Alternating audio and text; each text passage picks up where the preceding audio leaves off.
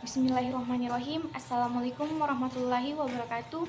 Perkenalkan, nama saya Nurul Fitri Ramadhani dari kelas AK21G. Baik, di sini saya akan menjelaskan tentang materi yang keempat, yaitu fungsi permintaan dan fungsi penawaran, mata kuliah Matematika Ekonomi. Baik, langsung saja kita masuk ke materi tersebut.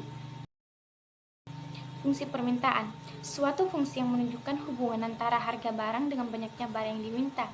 Jumlah barang yang diminta itu dapat disimbolkan dengan Q, dan jumlah harga barang dapat disimbolkan dengan P.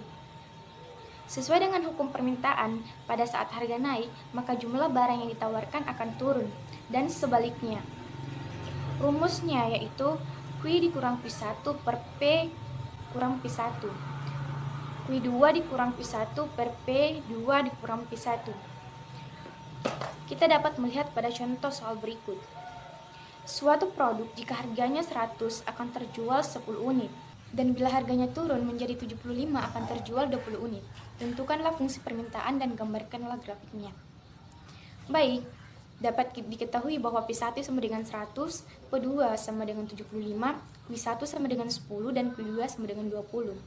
Sesuai dengan rumusnya, Q dikurang Q1 per P kurang P1. Q2 dikurang Q1 per P2 dikurang P1. Langsung saja kita memasukkan nilai-nilainya, yaitu P1, Q1, P2, dan Q2. Q dikurang 10 per P dikurang 100. 20 dikurang 10 per 75 dikurang 100. Maka Q sama dengan 20 kurang 10 hasilnya 10 per 75 dikurang 100 hasilnya min 25. Kita pindah-luaskan P min 100 ke kanan. Maka Q sama dengan Q dikurang 10 sama dengan 40 kurang 2 per 5P. Q sama dengan 50 kurang 2 per 5. Karena 40 ditambah 10 hasilnya 50 dan hasilnya kita turunkan. Atau Q tambah 2 per 5P kurang 50 sama dengan 0. Kurvanya dapat kita lihat pada gambar di samping. Sesuai dengan hukum permintaan, pada saat harga turun maka permintaan akan naik. Harga 100 yang terjual adalah 10 unit dan harga 75 yang terjual sebanyak 20 unit. Dapat kita lihat pada titik potong P dan titik potong Q. Baik, selanjutnya kita beralih pada fungsi penawaran.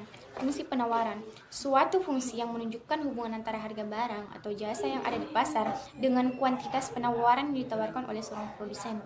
Seperti yang kita ketahui, bunyi hukum penawaran yaitu semakin tinggi harga suatu barang, maka semakin banyak jumlah barang yang akan ditawarkan produsen.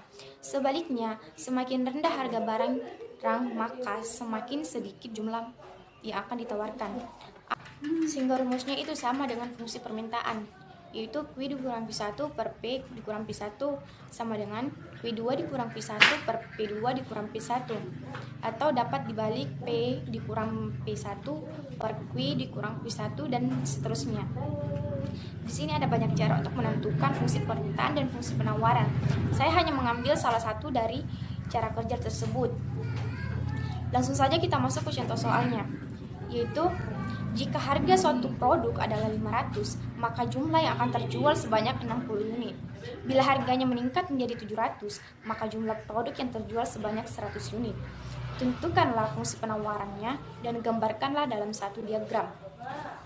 Diketahui P1-nya itu sama dengan 500, P2 sama dengan 700, Q1 sama dengan 60, dan Q2 sama dengan 100.